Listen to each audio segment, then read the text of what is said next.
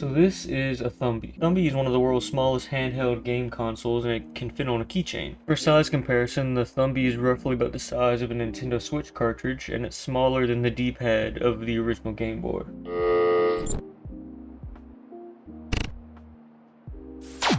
As far as the unboxing experience goes, it just comes in this little cardboard sleeve type deal. And then it just says how it comes preloaded with a couple of games, but you can connect it to a computer to add your own. Now, one of my main complaints is that the Thumby uses a micro USB cable, which isn't that big of a deal, but they don't include it in the packaging. You have to buy it separately. So I already had a micro USB cable, but if you want to add your own games or even charge it, you will need to buy one. But moving on from the unboxing, so as far as functionality goes, the Thumby has an extremely small OLED screen, and this is quite low resolution, but it is an OLED display. And as far as controls go, you have 6 buttons in the form of a 4-directional D-pad and then a and B button. And then of course on the bottom of the unit, you have your micro USB cable for charging and data transfer, and then your keychain to put it on your keys. But the main reason that I bought the Thumby is just because of how versatile it is. They give you all the tools that you need to create your own games from scratch or download other people's games that they've made. For example, you can play a port of Doom on the Thumby, which I'm going to show off here in a minute. So here we go, turn on the Thumby here. I installed a couple of games. I'll probably have to zoom in a little bit because the autofocus isn't working right.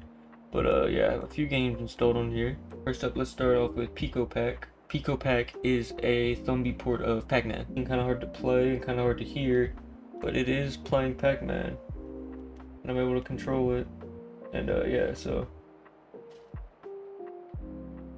autofocus really doesn't like this guy, so it'll take a minute to get everything. And like I said, you can download tons of projects that other people have made, which is a lot of what I've downloaded here. And there's some stuff that's not even game. For example, this guy made the DVD corner bouncing thing, but I see this as being a really useful and fun coding tool for somebody wanting to learn how to code a game, especially wanting to publish it to people, since people always download games for this.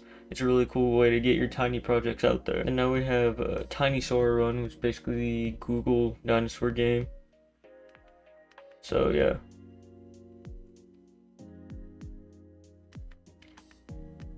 Of course the games won't be super complex, but it's the world's smallest handheld. So now the main reason that I bought this was because there's someone that made a port of the original Doom that actually runs on this, like full 3D environment and everything. To wrap up the video, let's try out a little bit of Doom gameplay.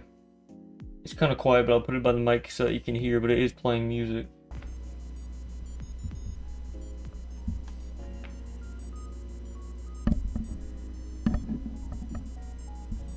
Alright, but here's the Thumby port of Doom, also known as Thoom. Autofocus isn't on my side today, so let's just hope it works out. It does automatically shoot, so that's I have to walk around basically.